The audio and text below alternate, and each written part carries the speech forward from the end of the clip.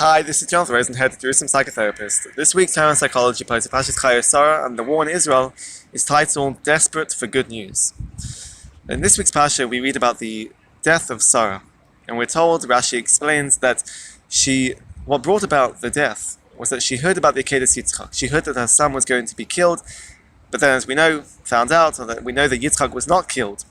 But this experience, this sense of such emotional turmoil, this sense of loss and desperation and grief and anxiety and all these emotions that were going on and that Sarah was experiencing with the potential, or engaging with this potential of the loss and the death of her son, was just too much for her to bear.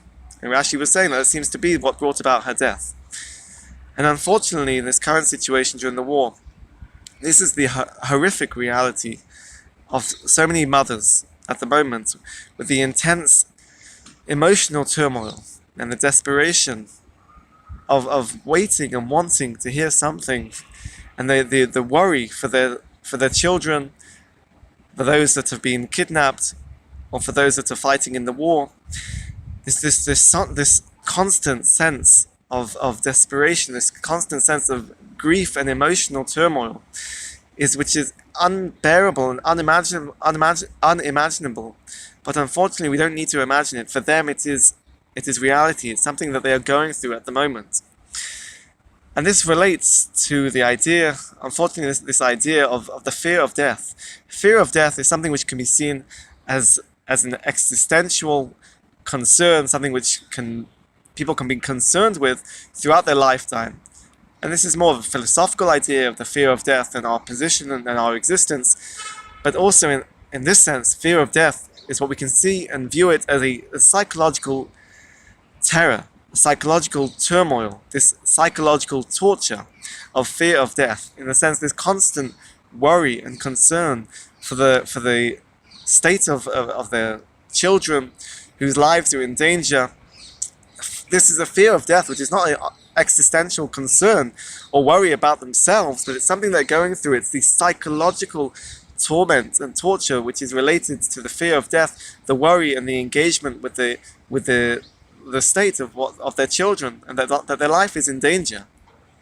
Because the mind, unfortunately, very easily jumps, the mind and the emotions fights against this process, but jumps to the final conclusion, this final stage, and engages with the loss and the grief of their children.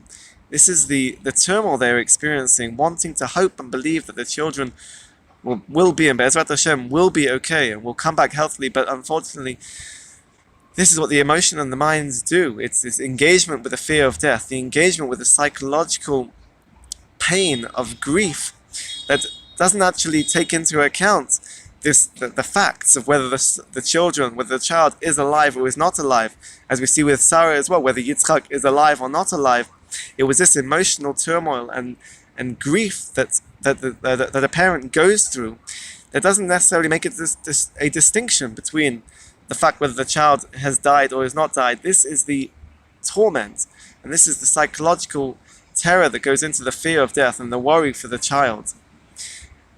And we can ask this can relate in a sense to the news that is going about at the moment, the engagement and the need to find out what is going on, to be in the know of what's happening in the news at the moment, and to send messages around to other people with updates and with messages and spreading news. The question is, what is this purpose?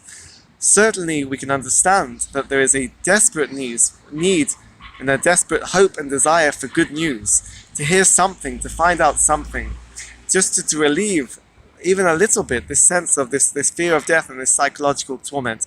And it's certainly understandable and it's legitimate.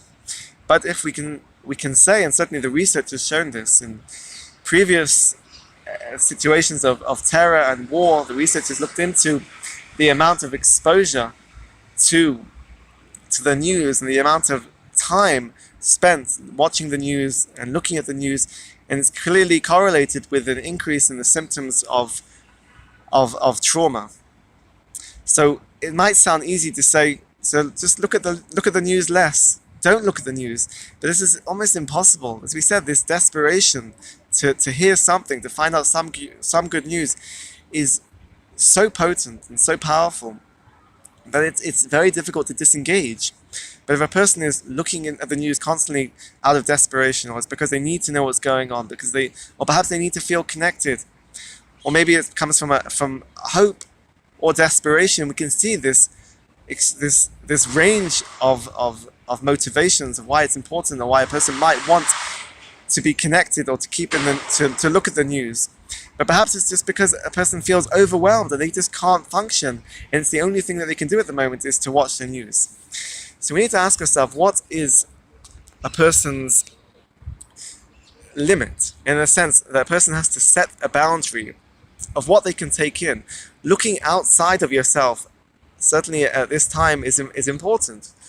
Being so focused on yourself and being so stuck within yourself and within your own emotions is maladaptive, and being able to look outside of yourself is something which can help a person to function, but there is a limit. There is a boundary of how much a person can take in, how much exposure, and how much, in a sense, how much control they feel that they need to have over everything which goes on outside themselves.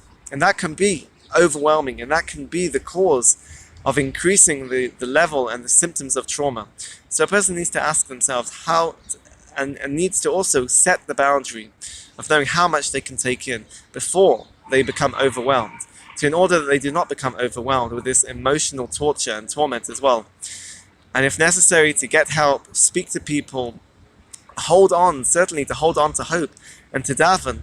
And hopefully with this, a person will be able to live through this current situation, to not be so overwhelmed by this fear of death and this psychological torture. And hopefully we will hear good news very soon. We will have Besorot Tovot.